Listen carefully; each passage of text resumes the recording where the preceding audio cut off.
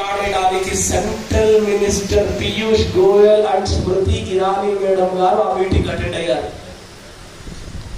Means direct selling meeting కి ఇప్పుడు central minister వచ్చి డిస్ట్రిబ్యూటర్ గురించి మాట్లాడుతున్నారు. ఈ ఇండస్ట్రీ గురించి మోదీ గారికి అవగాహన చెప్తారు, అవగాహన ఇస్తారు అని చెప్పారంటే ఇది ఎంత పెద్ద సక్సెస్, ఇది ఎంత పెద్ద సక్సెస్.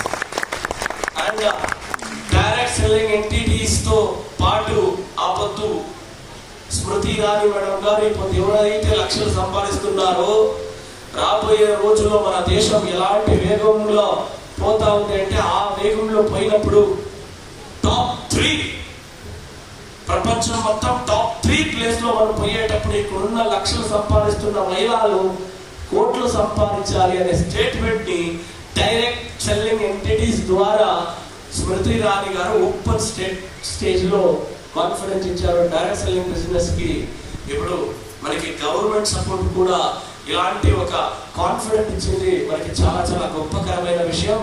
డైరెక్ట్ సెల్లింగ్ ఇండస్ట్రీకి వచ్చే దిన్ ఆ గయా, డైరెక్ట్ సెల్లింగ్ ఇండస్ట్రీకి వచ్చే దిన్ ఆ Gaya high. And thanks to central government. చాలా ఏండ్ల నుంచి చాలా